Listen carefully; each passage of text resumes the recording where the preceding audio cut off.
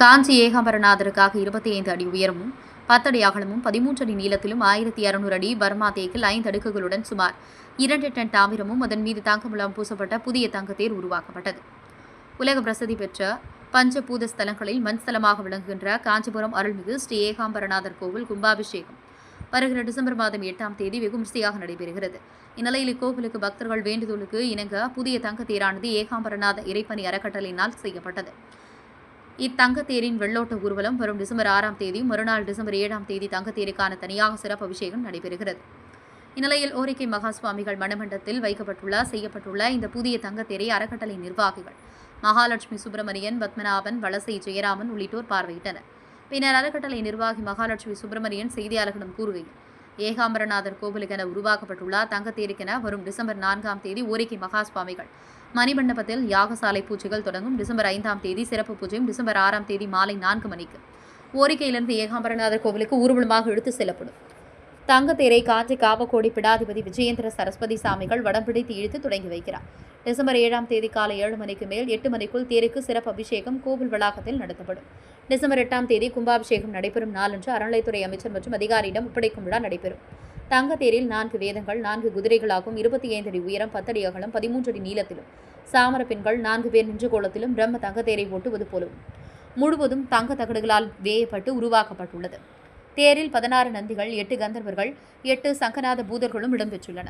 1200 அடி பர்மா தேக்கில் 5 அடுக்குகள் உடையதாகவும் சுமார் 2 டன் தாமிரமும் அதன் மீது தங்க முலாமும் பூசி தங்கத்தேர் உருவாக்கப்பட்டுள்ளது.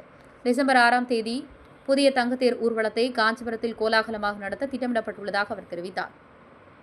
காஞ்சி ஜெயேந்திர பெரியவர்களிடம் பக்தர்களும் கோவில் அதிகாரிகளும் விண்ணப்பிக்க ஒரு தங்கத்தேர் செய்வதாக ஏற்பாடு செய்யப்பட்டு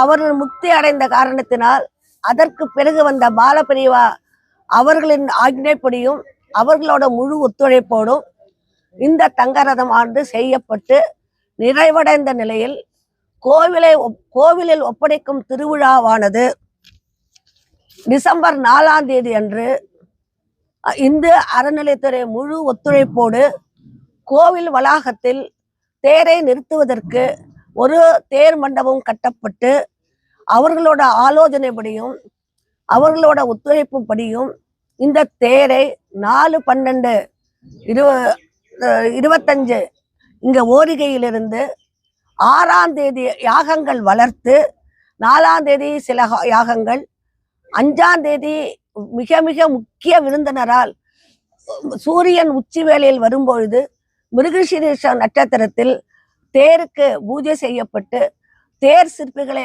அவர்கள் மூலமாக கௌரவித்து 6ஆம் தேதி காலையில் நமது மதிப்புக்குரிய போற்றுதலுக்குரிய 2 சங்கராச்சாரியார்கள் அவர்கள் மூலமாக, அதாவது காஞ்சி சங்கர விஜயேந்திர சரஸ்வதி சுவாமிகள் மற்றும் ஸ்ரீ சத்ய சந்திரசேகரேந்திர சரஸ்வதி சுவாமிகள் அவர்கள் மூலமாக மற்றும் பக்தர்கள் மூலமாகவும் உபயதாரர்கள் மூலமாகவும் வடம் பிடித்து, அதாவது சனிக்கிழமை மாலை கரெக்டாக 3 மணி அளவில் வடம் பிடித்து ஊர்வலமாக தேரை கோவிலில் கொண்டு தேர் மண்டபத்தில் ஒப்படைக்கும் திருவிழாவானது தொடங்க உள்ளது.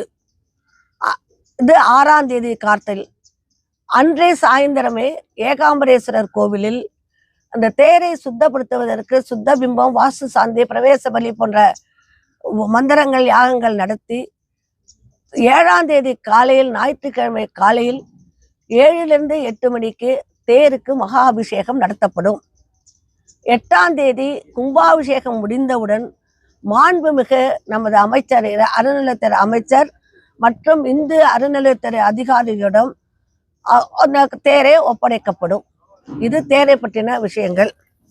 தேரானது 25 அடி உயரமும் 10 அடி அகலமும் 13 அடி நீளமும் 4 வேதங்கள் 4 குதிரைகளாக சாமர பெண்கள் 4 பேரும் பிரம்மா தேர் ஓட்டுவதாகவும் நந்திகள் 16 கந்தர்வர்கள் 8 சங்கபூதங்கள் 8 வடிவமைக்கப்பட்டு சுமார் 1600 அடி பர்மா தேக்கு 5 அடுக்குகளாக அதை உருவாக்கப்பட்டு 2 டன் தாமிரம் அதில் உபயோகப்படுத்தப்பட்டு அது மேல் தங்க முலாம் ஒட்டப்பட்டு தேரை செய்து முடிவு செய்துள்ளோம்.